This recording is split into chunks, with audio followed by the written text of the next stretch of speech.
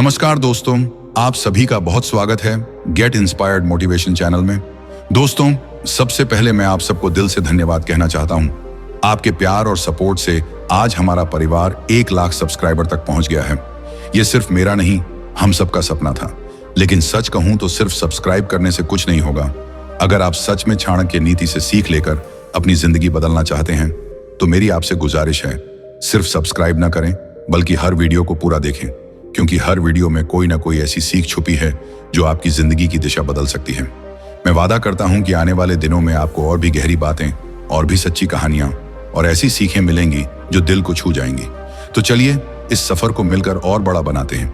आप ही मेरी असली ताकत हैं। अब बात करते हैं आज के वीडियो की। आज हम एक बहुत उत्तरदायक कहानी के बारे में चर्चा करेंगे जो खुद आपकी जिंदगी बदल सकती है। चाणक्य कहते हैं, बुरे बनो तभी लोग इज्जत करेंगे। यह सुनकर चंद्रगुप्त चौंक गए और बोले, गुरुदेव, आप ये कैसी बात कर रहे हैं? बुरे बनो तभी इज्जत करेंगे, ये कैसी बात हुई? चाणक्य ने कहा, यह सही है। जो इस बात को नहीं समझ पाते वे पूरी उम्र यह समझते रहते हैं कि लोग उनकी इज्जत करें, लेकिन हकीकत यह है कि तुम्हें अपनी इज्जत के लिए खुद को बनाना पड़ेगा। इज्जत मांगी नहीं, कमाई जाती है। जैसे तुम कहोगे मुझे इज्जत दो, मेरी इज्जत करो, ऐसे में तुम्हें कोई इज्जत नहीं मिलेगी। तुम्हें अपने कर्मों से यह कमानी पड़ेगी। फिर चाणक्य ने कहा, मैं तुम्हें एक कहानी सुनाता हूं। राजा चंद्रगुप्त अपने गुरु आचार्य चाणक्य के पास आए और बोले, गुरुदेव, मैं देखता हूं कि कुछ लोग बड़े कठोर स्वभाव के होते हैं, फिर भी लोग उनकी इज्जत करते हैं, जबकि कुछ लोग अत्यधिक विनम्र होते हैं, फिर भी उन्हें कोई सम्मान नहीं मिलता। ऐसा क्यों? क्या विनम्रता का कोई मूल्य नहीं है? चाणक्य ने मुस्कुराते हुए कहा, राजन, यही तो संसार का नियम है। जो व्यक्ति अपनी सीमाओं का ध्यान नहीं रखते और अपने आत्मसम्मान की रक्षा नहीं करते, उन्हें समाज में सम्मान नहीं मिलता।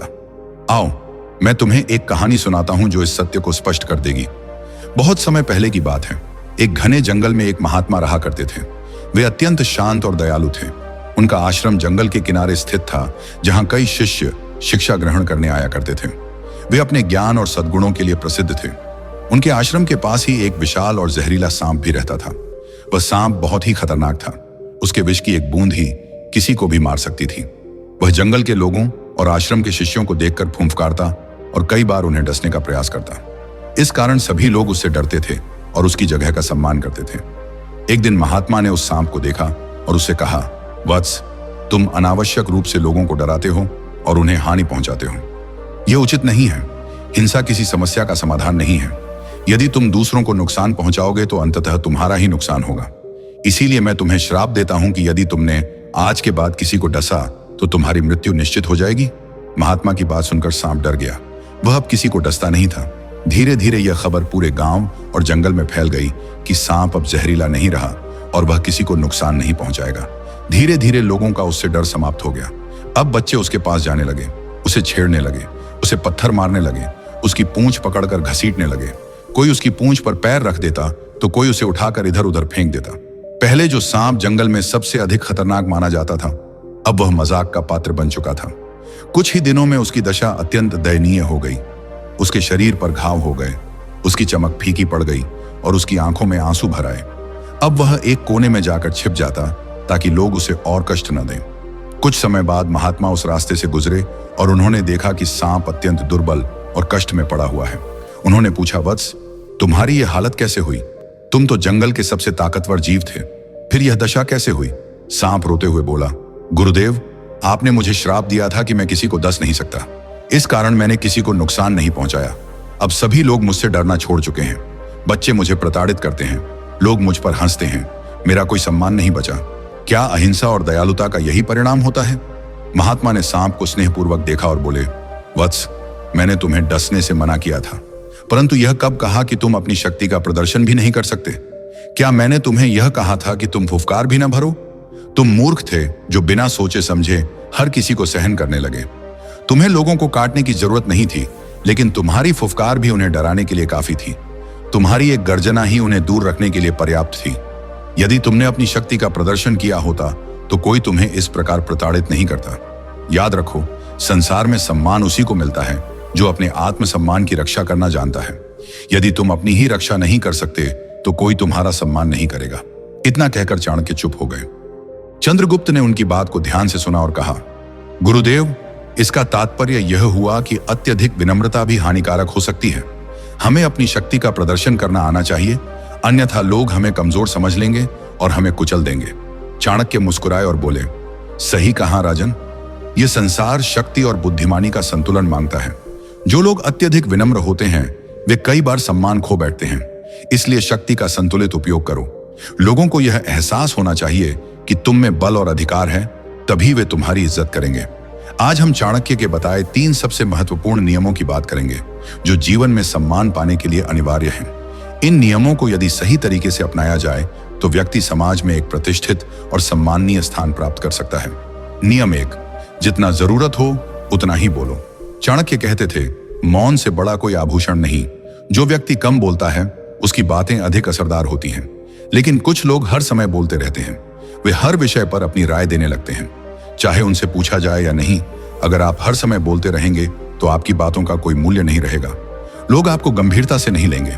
कई बार ज्यादा बोलने वाले लोग यह समझने लगते हैं कि वे बहुत चतुर हैं, लेकिन असल में यह उनकी सबसे बड़ी मूर्खता होती है। बिना सोचे समझे बोलना, बिना मांगे सलाह देना और हर विषय में अपनी राय देना, ये सभी आदतें आपकी इज्जत को धीरे धीरे कम कर देती हैं। जिस तरह गहरी नदी हमेशा शांत बहती है और उथला पानी शोर मचाता है, उसी तरह बुद्धिमान व्यक्ति कम बोलता है और उसकी बातें वजनदार होती हैं।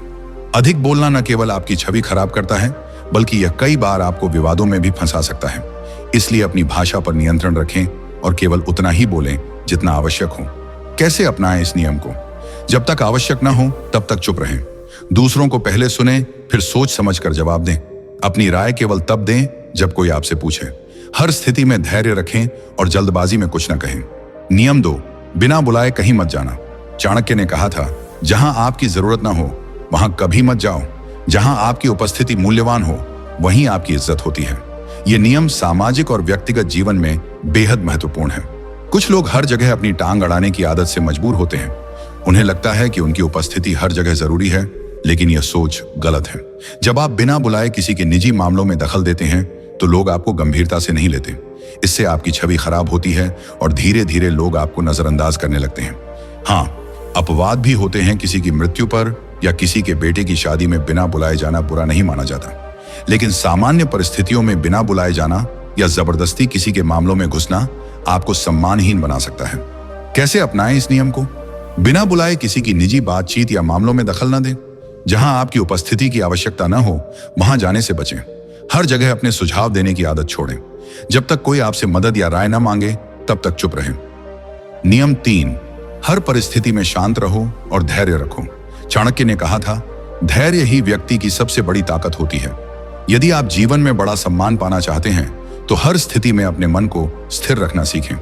जो व्यक्ति हर छोटी बात पर प्रतिक्रिया देता है, गुस्से में आ जाता है या जल्दबाजी में निर्णय लेता है, उसे लोग गंभीरता से नहीं लेते। ध्यान दीजिए कि समाज में वे ही लोग सम्मान पाते हैं जो हर स्थिति में धैर्य रखते हैं।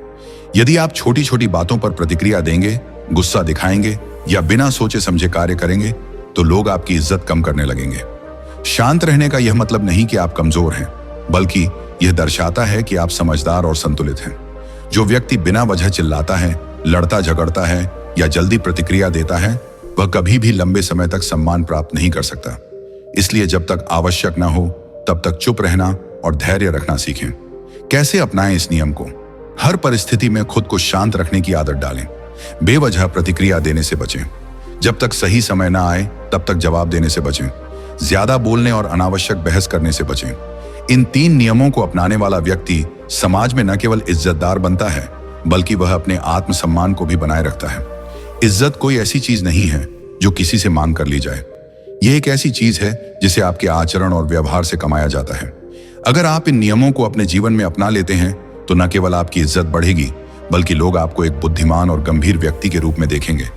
जीवन में सम्मान और सफलता प्राप्त करने के लिए इन चाणक्य नीतियों को हमेशा याद रखें। जितना जरूरी हो उतना ही बोले। ज्यादा बोलना और बिना मांगे सलाह देना मूर्खता की निशानी है। बिना बुलाए कहीं मत जाए। जहां आपकी जरूरत ना हो वहां जाने से आपका सम्मान कम हो जाता है। हर परिस्थिति में शांत रहें और धैर्य रखें। जल्दबाजी में प्रतिक्रिया देना आपकी छवि को नुकसान पहुंचा सकता है। याद रखें, इज्जत मांगने से नहीं, कमाने से मिलती है। दोस्तों, उम्मीद है आज की ये सीख आपके दिल को छू गई होगी। लेकिन ये तो सिर्फ एक पहलू था। चाणक्य की नीतियों में और भी गहरे रहस्य छुपे हैं, जो अगर आप समझ गए तो जिंदगी में कभी दुखी नहीं होंगे। चाणक्य नीति की सबसे बड़ी ताकत यही है कि इसमें हर इंसान की समस्या का हल छुपा है। अगर आपको लगता है कि लोग आपको धोखा देते हैं तो उस पर वीडियो है। अगर रिश्तों में तकलीफ है तो उसका भी हल है।